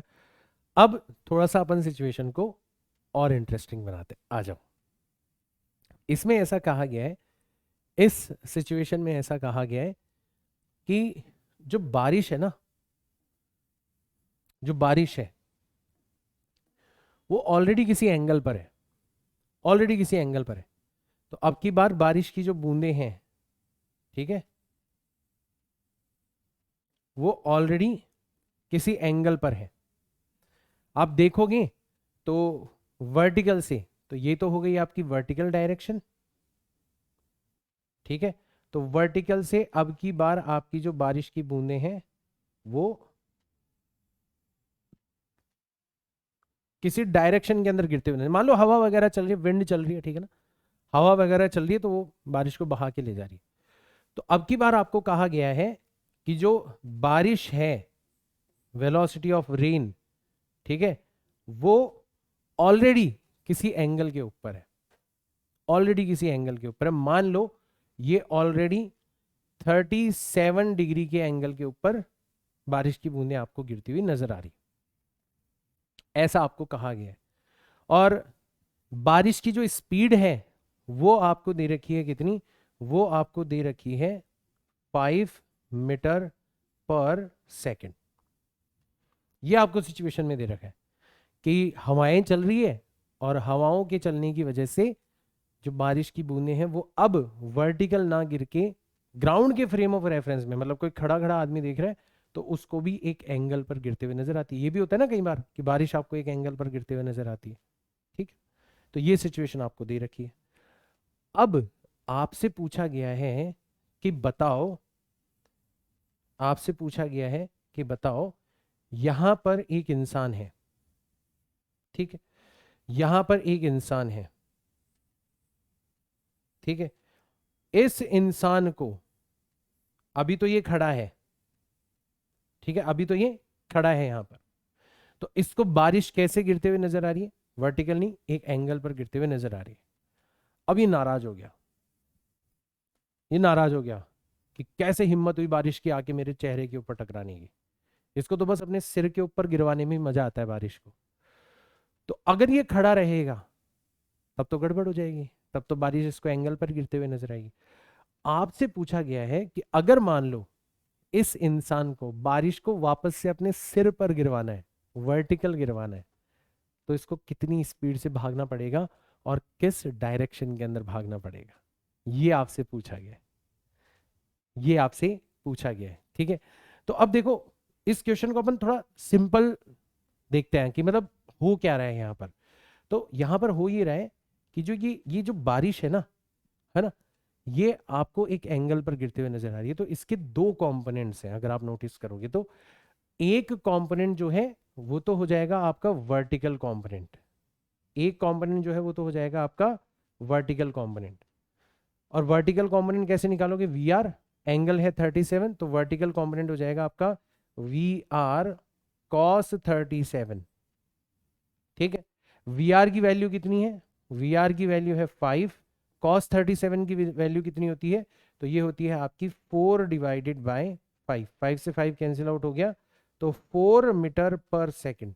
तो ये कंपोनेंट तो इसका वर्टिकल है और एक इसका जो कंपोनेंट है वो हॉरिजॉन्टल है, एक इसका जो कंपोनेंट है वो हॉरिजॉन्टल है, ठीक है। कितना, V R sine 37, V R कितना है आपका 5 है और साइन 37 होता है 3 डिवाइडेड बाय 5, 5 से 5 कैंसिल आउट हो गया, तो 3 मीटर पर सेकेंड ये आपका हॉरिजॉन्टल कंपोनेंट हो गया। तो आप चाहते हो कि ये इंसान कुछ ऐसी स्पीड से भागे कि वर्टिकल कंपोनेंट तो बना रहे, उसमें कोई दिक्कत नहीं है, लेकिन आपका हॉरिजॉन्टल कंपोनेंट जो है वो नलीफाई हो जाए। तो सोच के देखो कि जितना हॉरिजॉन्टल कंपोनेंट है, मतलब जिस रफ्तार से हवाएं चल रही है हॉरिजॉन्टल डायरेक्शन में, अगर आदमी भी उसी रफ्तार से भागने लग जाए उसी डायरेक्शन के अंदर, तो रिलेटिव स्पीड कितनी हो जाएगी, 0 हो जाएगी ना। भाई आपके बगल में कोई बाइक चला रहा है और आप भी उतनी ही स्पीड से बाइक चला रहे हो उसके साथ साथ, तो आपको तो हमेशा वो बगल में नजर आएगा ना, आपके रिस्पेक्ट में उसकी स्पीड कितनी हो जाएगी, 0 हो जाएगी। तो यहां पर भी हम यही करते हैं, यहां पर हम तैयार करते हैं हमारे आदमी को और अब बोलते हैं कि भाई तू भाग, ठीक है, तू भाग मिल्खा, ठीक है। और किस डायरेक्शन के अंदर भाग, तो अब हमें पता पड़ गया कि इसको भागना है इस डायरेक्शन के अंदर, इसको जितनी इसकी हॉरिजॉन्टल वेलोसिटी है इसको इसको मैच करना है। तो इसकी भी जो हॉरिजॉन्टल वेलोसिटी है, ठीक है, वो कितनी नजर आएगी इसकी हॉरिजॉन्टल वेलोसिटी, तो ये भी इस डायरेक्शन के अंदर भागेगा कितनी स्पीड से, इस डायरेक्शन के अंदर भागेगा कितनी स्पीड से, एग्जैक्टली इतनी स्पीड के साथ में। तो यहां पर सीधा सीधा आंसर आ जाएगा आपका 3 मीटर पर सेकेंड। अगर ये आदमी 3 मीटर पर सेकेंड की स्पीड से भागने लग जाएगा उधर, तो ये और ये जो हॉरिजॉन्टल कंपोनेंट है ये नलीफाई हो जाएंगे, मतलब इसके रिस्पेक्ट में हॉरिजॉन्टल स्पीड जो होगी बारिश की वो कितनी हो जाएगी, 0। सिर्फ और सिर्फ कौन सी स्पीड बचेगी, वर्टिकल स्पीड बचेगी, और वो हो जाएगी आपकी 4 मीटर पर सेकेंड। तो कई बार ऐसा उल्टा क्वेश्चन भी बना के आपको दे दिया जाता है। लैंग्वेज कैसी होगी, तो लैंग्वेज आपको लिखी जाएगी कि जो रेन ड्रॉप्स हैं, ठीक है, इसमें लैंग्वेज बड़ा इंपॉर्टेंट है तो आप उसको कैच कर लेना, are falling at angle 37 degree due to wind, है ना, ये आपको कहा गया है, ठीक है। व्हाट वेलोसिटी मैन शुड, ठीक है, मेरी अंग्रेजी थोड़ी ऐसी है, run with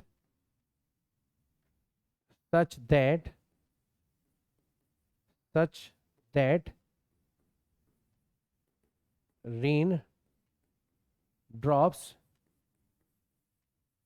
appear him to be falling vertical, ठीक है, ये आपसे पूछा गया। तो ऐसे क्वेश्चन के अंदर अब आपको ट्रिक पता पड़ गया कि ऐसे क्वेश्चन के अंदर, ये जो क्वेश्चन है इसका अब आपको जनरल ट्रिक पता पड़ गया कि ऐसे क्वेश्चन के अंदर जो वेलोसिटी ऑफ मैन होनी चाहिए वो किसके इक्वल होनी चाहिए, वो होनी चाहिए हॉरिजॉन्टल कंपोनेंट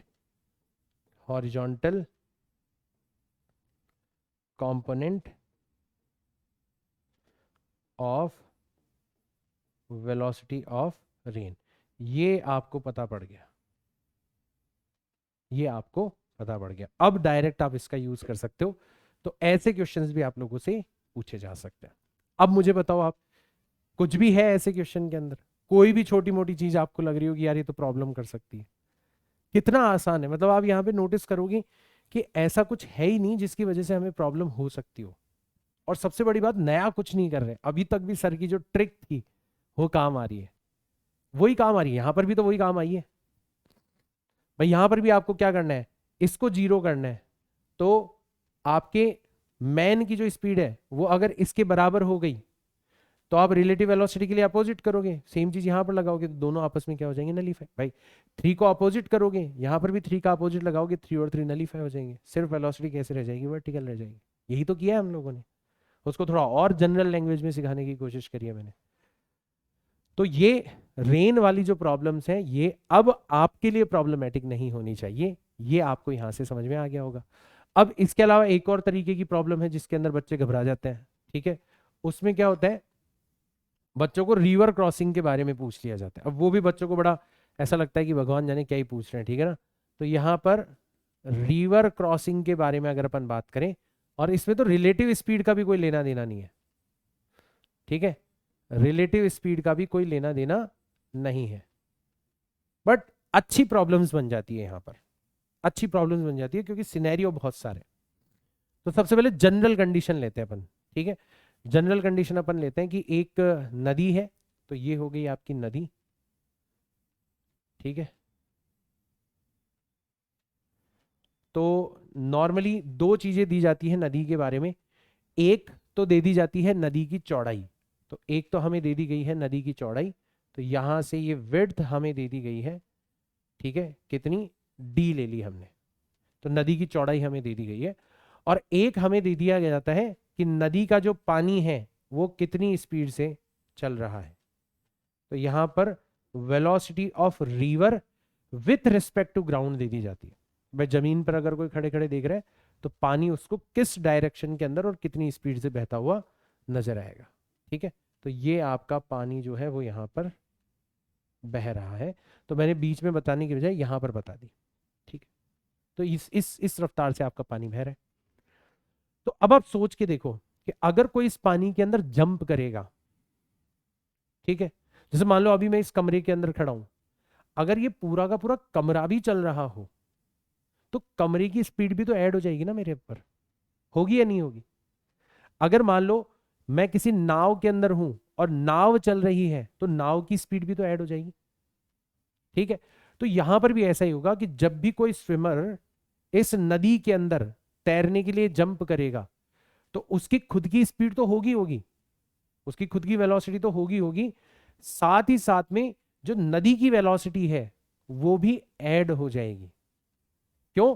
क्योंकि वो जिस पानी के ऊपर तैर रहा है वो पानी भी एक स्पीड के साथ में, एक वेलोसिटी के साथ में ट्रेवल कर रहा है। तो मान लो आपका जो स्विमर है, मान लो यहां पर आपका जो स्विमर है वो जंप करता है इसके अंदर, तो स्विमर ने यहां पर जंप किया और स्विमर इस डायरेक्शन के अंदर, इन जनरल अपन ले लेते हैं कि स्विमर जो है वो किसी भी डायरेक्शन के अंदर तैर सकता है। मान लो वो इस डायरेक्शन के अंदर तैरना स्टार्ट करता है, वो खुद अपने जो स्ट्रोक्स अप्लाई करता है तैरने के लिए वो किस डायरेक्शन के अंदर अप्लाई करता है? इस डायरेक्शन के अंदर। तो ये हो गई आपकी velocity of man with respect to river. इसको अपन क्या बोलेंगे?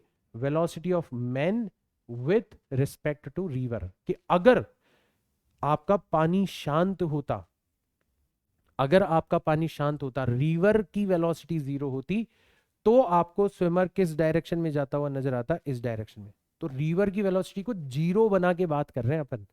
इसका मतलब हमें जो स्विमर की स्पीड दे रखी है, क्वेश्चन में कंफ्यूज मत हो जाना, वो किसके रिस्पेक्ट में दी जाती है? रिवर के रिस्पेक्ट में दी जाती है। आया सबको समझ में? तो this is nothing but velocity of man with respect to river. ठीक, मैं यहां पर इसको vm लिख रहा हूं, मैं यहां पर इसको vm लिख रहा हूं। ठीक, बहुत जरूरी है ये सब चीजें समझना, ठीक है ना। और अब जो ग्राउंड के रिस्पेक्ट में स्पीड होगी, जो ओवरऑल स्पीड होगी, वो इन दोनों वेलोसिटीज का सम होगा, इन दोनों वेलोसिटीज का सम होगा। तो वेलोसिटीज का सम अपन कैसे निकालते हैं? अपन कुछ इस तरीके से निकालते हैं कि सबसे पहले अपन बनाते हैं पैरेललोग्राम। ठीक है, तो पैरेललोग्राम बना के भी निकाल सकते हैं, या फिर एक और तरीका होता है, कि आप क्या करो, जो वेक्टर्स आपको दे रखे हैं उनको आपकी मनचाही डायरेक्शंस के अंदर डिवाइड कर लो, कंपोनेंट्स लेने वाला तरीका। तो मैं कंपोनेंट्स वाला तरीका सिखाता हूं क्योंकि उससे हमें यहां पर ज्यादा चीजें सीखने को मिलेगी। तो आप नोटिस करो कि जो ये स्विमर तैर रहा है, ठीक है ना, vm स्पीड से नदी के रिस्पेक्ट में, इसके दो कंपोनेंट होंगे। एक कंपोनेंट नदी को क्रॉस करवाने का काम करेगा, ठीक है, तो ये वाला कंपोनेंट तो नदी को क्रॉस करवाने का काम कर रहा है। ठीक, तो एक तो हो गया ये वाला कंपोनेंट, ठीक है, और एक कंपोनेंट क्या कर रहा है? नदी के बहाव को अपोज करने का काम कर रहा है। ये वाला कंपोनेंट क्या कर रहा है? नदी के बहाव के अपोजिट है, नदी के बहाव को रोकने का काम कर रहा है। ठीक है, तो ऐसे इसके दो कंपोनेंट होंगे कि मान लो ये एंगल थीटा है, मान लो ये वाला एंगल कितना है? थीटा है। तो ये जो कंपोनेंट है vm cos theta, vm cos theta, ये तो नदी को क्रॉस करवाने का काम करेगा। और ये वाला जो कंपोनेंट है vm sin थीटा, ये कवर देने का काम करेगा, मतलब नदी के बहाव को रोकने का काम करेगा। तो दो कंपोनेंट्स होंगे आपके, एक vm cos थीटा और एक vm sin थीटा। ठीक है, तो यहां पर हमने क्या क्या नोटिस किया? हमने नोटिस किया कि अगर स्विमर जो है, अगर स्विमर जो है वो परपेंडिकुलर डायरेक्शन से थीटा एंगल पर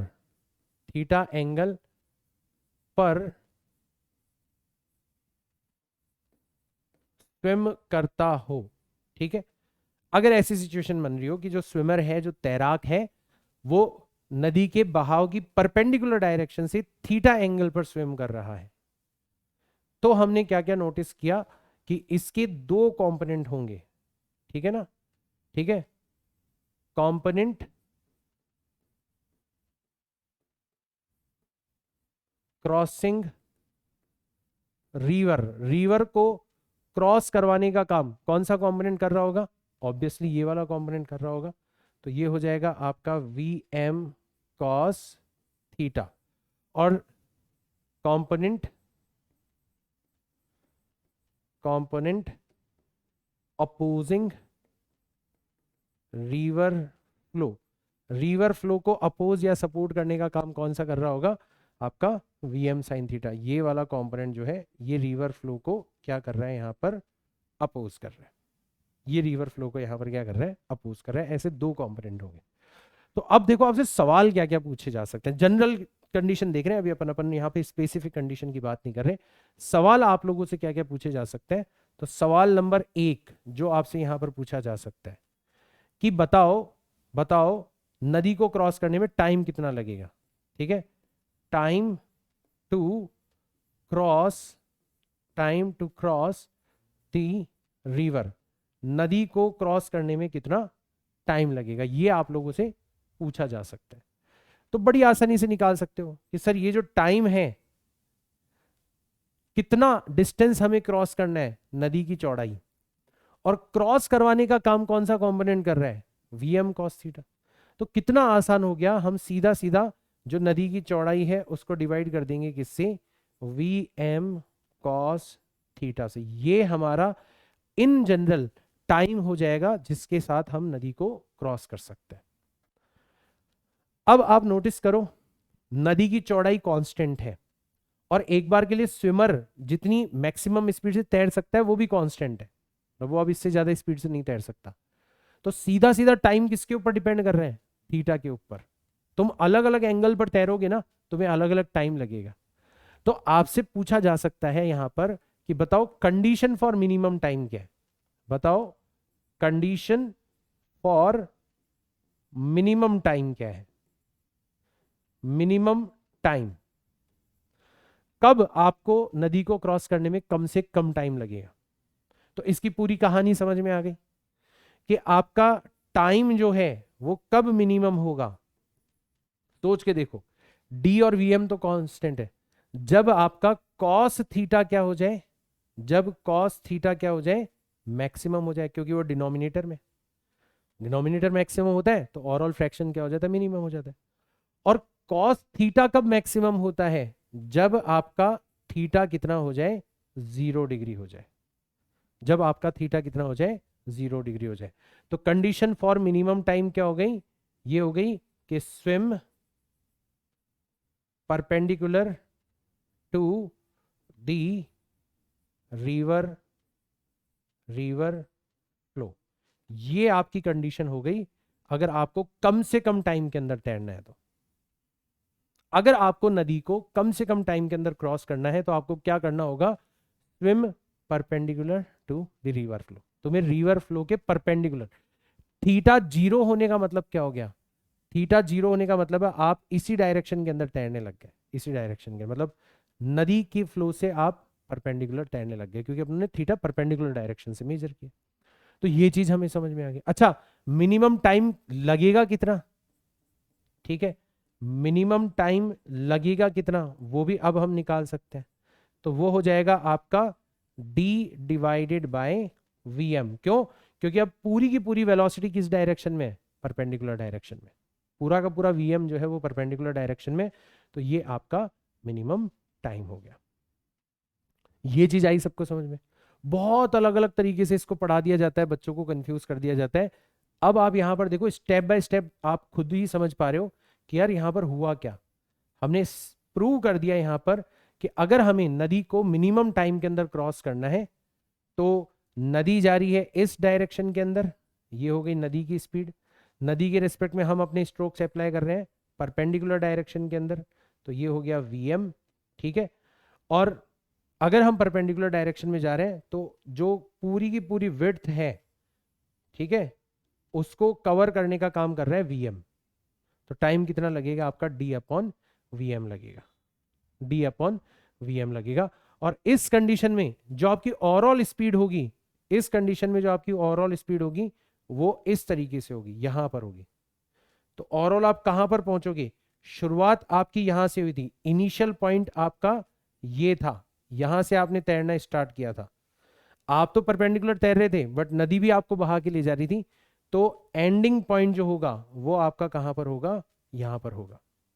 तो ये जो डिस्टेंस आपने कवर करी ये क्या कहलाती है? ड्रिफ्ट कहलाती है, drift along the river flow. तो एक और चीज यहां पर आपसे पूछी जा सकती है कि बताओ ड्रिफ्ट अलोंग रिवर फ्लो कितना होगा? बताओ रिवर फ्लो की डायरेक्शन में आप कितना ड्रिफ्ट करोगे, है ना? तो ये हम कैसे निकालेंगे कि सर ये वाला जो कंपोनेंट है ना, इसने तो नदी को क्रॉस करवाया और नदी चुपचाप बहा के ले जा रही है। तो ये जो ड्रिफ्ट जनरेट हुई यहां पर, ये वाली जो ड्रिफ्ट जनरेट हुई आपकी यहां पर, यहां से लेके यहां तक, ठीक है, ये जो ड्रिफ्ट जनरेट हुई ये बड़ी आसानी से निकाली जा सकती है। कितनी हो जाएगी? तो x की वैल्यू आ जाएगी सीधा सीधा V R multiplied by minimum time. तो ये हो जाएगा आपका d times V R divided by V M. ऐसे भी आप निकाल सकते हो। तो ये कहलाती है कंडीशन फॉर मिनिमम टाइम। और इस दौरान ड्रिफ्ट पे हमने निकाल ली, मिनिमम टाइम भी हमने निकाल लिया। अगर कोई हमसे ओवरऑल स्पीड पूछे कि ओवरऑल स्पीड कितनी होगी, तो वो भी हम निकाल सकते हैं। तो ओवरऑल जो स्पीड है वो इन दोनों के वेक्टर सम के इक्वल हो जाएगी, ये वाली जो स्पीड है। तो ये हो जाएगी आपकी, हाइपोटेनस निकालना है तो root V M square plus V R square, ये आपकी ओवरऑल स्पीड हो जाएगी जो कि ग्राउंड के रेस्पेक्ट में आपको नजर आएगी। इतना आसान है इसको सॉल्व करना। ठीक है, देख रहे हो ये सारी की सारी चीजें। तो ये हो गया एक जनरल फॉर्मूला हमारा, ये हो गया एक जनरल फॉर्मूला हमारा, और इससे हम इतनी सारी चीजें फिगर आउट कर पा रहे हैं कि हमारा मिनिमम टाइम कब होगा, मिनिमम टाइम कितना होगा, मिनिमम टाइम की कंडीशन में ड्रिफ्ट कितना होगा, मिनिमम टाइम की कंडीशन में ओवरऑल स्पीड कितनी होगी ग्राउंड के रिस्पेक्ट में, और क्या क्या पता लगा सकते हैं सर इसी तरीके से। ऐसे तो कभी किसी ने पढ़ाया ही नहीं। अब दूसरी चीज देखो आपकी, दूसरी चीज देखो आप, ये तो अपनों ने रिवर को क्रॉस करवाने की बात करी। अब अपन बात करते हैं रिवर फ्लो के अपोजिट जो कंपोनेंट है उसकी। ठीक है, तो अपन ड्रिफ्ट का भी जनरल फॉर्मूला निकालते हैं। ठीक है, तो यहां पर आपसे अगर कोई पूछे कि बताओ overall speed along river flow कितनी होगी, अलोंग रिवर फ्लो कितनी होगी, रिवर फ्लो की डायरेक्शन में ओवरऑल स्पीड कितनी होगी, तो वी आर है इधर, ठीक है, वी आर है इधर और वी एम साइन थीटा है अपोजिट। तो ये हो जाएगा आपका V R minus V M sine theta, ये आपकी ओवरऑल स्पीड हो जाएगी रिवर फ्लो के अलोंग। ठीक है, इफेक्टिवली जो रिवर फ्लो के अलोंग आपकी स्पीड है।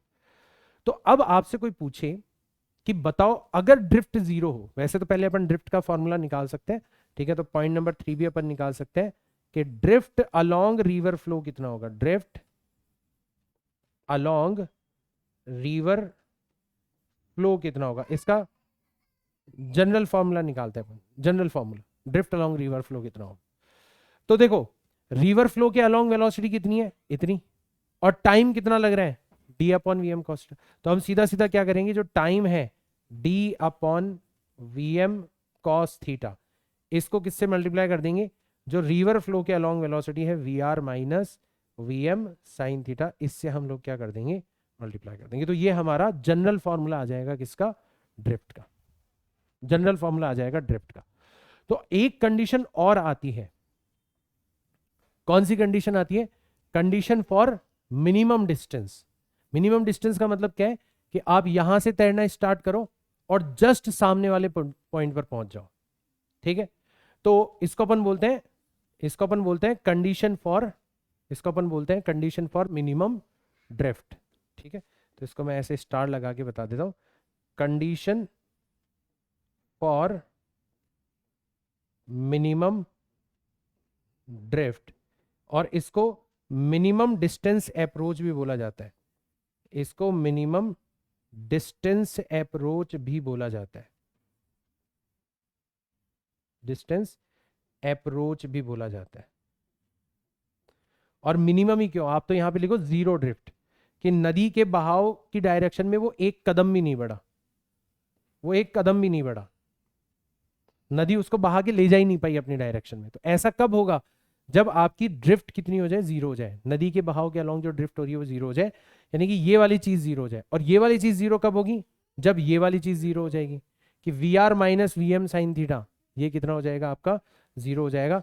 तो यहां से आपकी एक कंडीशन निकल के आ रही है कि साइन थीटा जो होना चाहिए वो किसके इक्वल होना चाहिए बेटा, वो होना चाहिए V R divided by V M.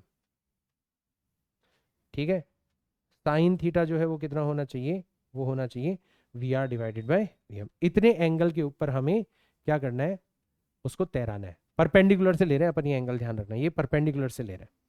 ठीक है, तब जाके हम देखेंगे कि अगर sine theta V R upon V M हो गया तो फिर ड्रिफ्ट अलोंग रिवर फ्लो कितनी हो जाएगी, जीरो।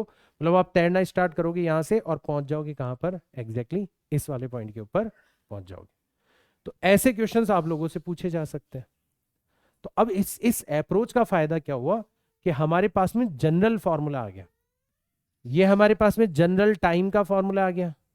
ठीक है, और ये हमारे पास में जनरल ड्रिफ्ट का फॉर्मूला आ गया। यहां पर ये दो हमारे पास में जनरल फॉर्मूले आ चुके हैं, दो हमारे पास में जनरल फॉर्मूले आ चुके हैं।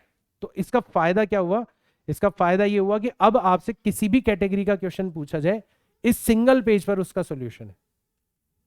Solution is this single page, चाहे से कैसा भी क्वेश्चन हो। अब देखो मैं आपको कुछ क्वेश्चंस करवाता हूं और फिर आपको ओवरऑल समझ में आ जाएगा कि हाँ यार हुआ क्या है यहाँ पर। तो जैसे मान लो एक एग्जाम्पल लेते हैं अपन, मान लो एक एग्जाम्पल लेते हैं। ठीक है, क्या कह रखा है आपको एग्जाम्पल के अंदर, आपको एग्जाम्पल में कह रखा है कि एक नदी है, ये रही नदी हमारी। ठीक है, इस नदी की जो चौड़ाई है वो आपको कितना दे रखा है, इस नदी की चौड़ाई आपको दे रखी है 200 मीटर, 200 मीटर दे रखी है। नदी का जो पानी है वो कितनी स्पीड से ट्रेवल कर रहा है, नदी का पानी ट्रेवल कर रहा है आपका, नदी का पानी ट्रेवल कर रहा है 30 मीटर पर सेकंड। मतलब वी आर आपको गिवन है कि नदी जो है वो 30 मीटर पर सेकंड से, ठीक है, यहां पर पानी जो है इसके अंदर बह रहा है। ठीक है, और यह भी आपको कहा गया है कि man can swim in still water, या फिर विथ रिस्पेक्ट टू रिवर भी लिखा जा सकता है, तो कंफ्यूज मत हो जाना कि man can swim in still water with speed, कितना दे दिया जाएगा आपको, विथ स्पीड 50 मीटर पर सेकेंड ले लो, 50 मीटर पर सेकेंड, इतनी स्पीड से आपका जो मैन है वो तैर सकता है। ये भी आपको कह दिया गया है क्वेश्चन के अंदर। तो अब आपसे पूछा क्या क्या जा सकता है, आपसे पूछा जा सकता है कि find angle with river flow, ध्यान रखना, ध्यान से पढ़ना, angle with river flow such that man crosses the river in minimum distance, minimum distance के साथ में आपका मैन जो है वो नदी को क्रॉस कर जाए। कितने एंगल पर उसको तैरना है, रिवर फ्लो से एंगल बताना है आपको। तो अभी अभी मैंने बताया था कि ऐसी कंडीशन में क्या होता है, वर्टिकल के साथ में आपको एक एंगल थीटा पर तैरना होता है, वर्टिकल के साथ में आपको क्या करना होता है, एक एंगल थीटा पर तैरना होता है, सच दैट कि साइन थीटा जो है वो कितना हो जाए, साइन थीटा हो जाए V R divided by V M. तो इसका आंसर हमें पता है कि हमें वर्टिकल से कितने एंगल पर तैरना होगा, such that sine theta becomes V R divided by V M. इतने एंगल पर हमें तैरना होगा वर्टिकल से। और वी आर हमें कितना दे रखा है, यहां पर 30 दे रखा है, वी एम कितना दे रखा है 50 दे रखा है, जीरो से जीरो चला गया, तो साइन थीटा कितना बचा आपका, साइन थीटा बचा 3 डिवाइडेड बाय 5, मतलब थीटा कितना हो गया आपका 37 डिग्री हो गया। लेकिन ध्यान रखना ये आंसर नहीं है आपका, ये आंसर नहीं है आपका 37 डिग्री, ये तो वर्टिकल से एंगल है। अगर रिवर फ्लो से एंगल निकालना है तो हमें 90 डिग्री यहां पर ऐड करना होगा। तो अब फाइनल आंसर जो होगा वो हो जाएगा हमारा एंगल विथ रिवर फ्लो। ये हमारा फाइनल जो आंसर होगा, उसको निकालने के लिए हमें क्या करना पड़ेगा, 90 भी ऐड करना पड़ेगा। तो 90 प्लस 37 डिग्री, तो ये आ जाएगा आपका 127 डिग्री। इतने एंगल पर आपको तैरना होगा अगर आप मिनिमम डिस्टेंस, अगर आप यहां से शुरुआत करना चाहते हो, ये आपका इनिशियल पॉइंट हो, ठीक है, और आपकी जो ओवरऑल स्पीड है, मतलब VMR, ठीक है, VMR मतलब मैन और रिवर की जो ओवरऑल स्पीड है, जो टोटल स्पीड है, ठीक है, वो किस डायरेक्शन में हो जाए, वो आपकी परपेंडिकुलर डायरेक्शन। तो आपका ड्रिफ्ट जीरो हो जाएगा। ड्रिफ्ट आप सीधा सीधा कहां पर पहुंच जाओगे, आप सीधा सीधा यहां पर पहुंच जाओगे, ये हो जाएगा आपका एंड पॉइंट। तो ड्रिफ्ट कितना हो गया, जीरो। नदी आपको बहा के नहीं ले जा पाई अपनी डायरेक्शन में, तो ड्रिफ्ट कितना हो गया आपका, जीरो हो गया। तो ये कहलाती है मिनिमम डिस्टेंस अप्रोच। तो इतने एंगल पर आपको तैरना होता है अगर आपको मिनिमम डिस्टेंस के अंदर रिवर को क्रॉस करना होता है। अच्छा, इसमें टाइम कितना लगेगा, इस कंडीशन में टाइम कितना लगेगा, ये भी आपसे पूछा जा सकता है। आपसे पूछा जा सकता है कि बताओ time to cross the river, ये कितना होगा। तो इसका फॉर्मूला भी हमारे पास में है, जनरल फॉर्मूला है कि टाइम कितना लगता है, टाइम लगता है आपका D divided by V M cos theta. या फिर एक और तरीके से आप निकाल सकते हो, आपको ये वाली जो वेलोसिटी है इससे डिवाइड करना होता है, ठीक है। तो या तो आप D divided by V M cos theta करो, या फिर यहां पर आप देखोगे कि जो ये वेलोसिटी है ये वी एम आर है, ये वाली जो वेलोसिटी है वो वी आर के इक्वल है ना। ऐसे बना सकते हो ना पूरा का पूरा पैरेललोग्राम, पूरा का पूरा आप पैरेललोग्राम यहां पर बना सकते हो। तो जो वी आर है वही वी आर ये हो गई, ये वी एम हो गई। तो आप इसको ऐसे भी लिख सकते हो कि वी एम आर जो होगा वही आपका वी एम कॉस थीटा के बराबर हो जाएगा। और अगर ट्राइंगल से देखोगे तो किसके बराबर हो जाएगा, V M square minus V R square के बराबर हो जाएगा। ऐसे भी लिख सकते हो भाई, वी एम का इस डायरेक्शन में जो कंपोनेंट होगा वही आपकी ओवरऑल स्पीड हो गई, और ट्राइंगल जो बना उससे आपने निकाल लिया कि जो आपकी ओवरऑल स्पीड होगी वो hypotenuse square minus perpendicular square के इक्वल होगी।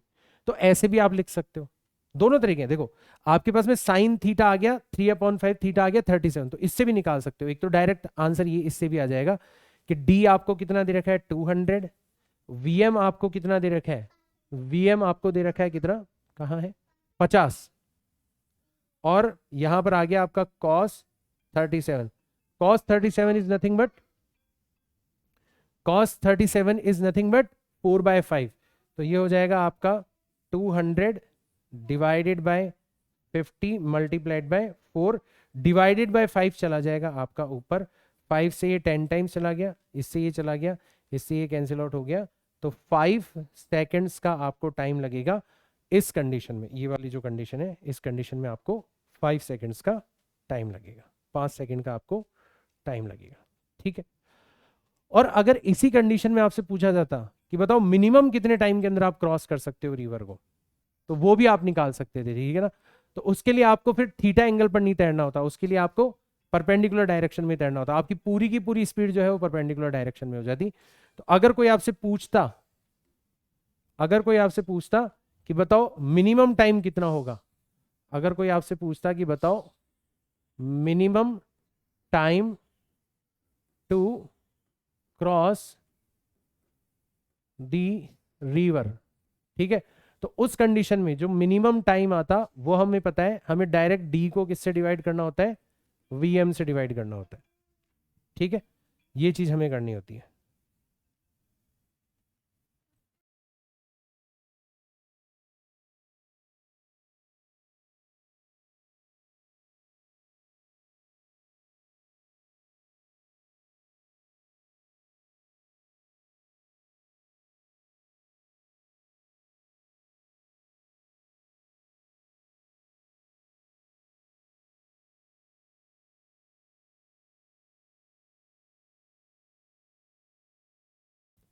तो इस तरीके से आप मिनिमम टाइम भी निकाल सकते हो। तो मिनिमम टाइम कितना लगेगा, तो डी आपको दे रखा है 200 मीटर और वीएम आपको दे रखा है 50 से कैंसिल आउट हो जाएगा।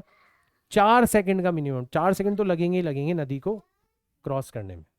ठीक है, आ रहा है सबको समझ में। और जब आप मिनिमम टाइम के अंदर क्रॉस कर रहे होंगे तब ड्रिफ्ट कितना होगा ये भी आपसे पूछा जा सकता है। तो drift in case of minimum time, minimum time के केस में आपका ड्रिफ्ट कितना होगा ये भी आप लोगों से पूछा जा सकता है। तो ये भी मैंने आपको बताया था, x इज इक्वल टू होता है टाइम, तो टाइम हो गया d अपॉन वी एम और मल्टीप्लाइड बाय नदी की speed that is V R. तो टाइम तो आपका आ ही गया था, वैसे निकाल लो 200 डिवाइडेड बाय 50 और वी आर कितना हो गया आपका, वी आर आपको दे रखा है कितना 30 दे रखा है। ठीक है, 0 0 चला गया, 4 बार गया तो ये आ जाएगा आपका 120 मीटर्स। तो ऐसे एक ही क्वेश्चन के अंदर मैंने सारे एग्जांपल्स करवाए हैं। तो ऐसे आपको मल्टीपल क्वेश्चंस मिलेंगे, मल्टीपल क्वेश्चंस। अब आप देखोगे इस अंडरस्टैंडिंग के साथ में, पहले क्या होता था आप इधर उधर से फॉर्मूले वगैरह याद करके सवाल करने जाते थे। नाउ आपको पता नया कुछ नहीं पड़ा, आपने सिर्फ एक नई अंडरस्टैंडिंग देखी यहां पर, और उस नई अंडरस्टैंडिंग के साथ में आप क्या कर रहे हो, अब इन क्वेश्चंस को अप्रोच कर रहे हो। तो फिलहाल ये लेक्चर तो मैं यहीं पर एंड कर रहा हूं। मैं चाहता हूं कि अब आप एक डीपीपी आपको मिलेगी वेबसाइट के ऊपर, ठीक है ना। तो आई होप वो इस लेक्चर के कुछ घंटे बाद में अपलोड हो जाएगी बाय द इवनिंग और द नाइट। तो आपके पास में एक सफिशिएंट टाइम होना चाहिए कि आप उस डीपीपी के क्वेश्चंस को सॉल्व करो ताकि आपका कॉन्फिडेंस बढ़े। तो रिलेटिव मोशन के आपको क्वेश्चंस मिलेंगे उसके अंदर, ठीक है ना। तो खुद से क्वेश्चंस करो, खुद से आप न्यूमेरिकल्स करो, फिर देखो डिफरेंस आया या नहीं आया। डीपीपी आपको वेबसाइट के ऊपर मिल जाएगी। फिलहाल के लिए मैं चाहता हूं आप लोगों से अलविदा, मिलता हूं नेक्स्ट लेक्चर के अंदर। तब तक के लिए tata bye bye, see you all in next class. जय हिंद।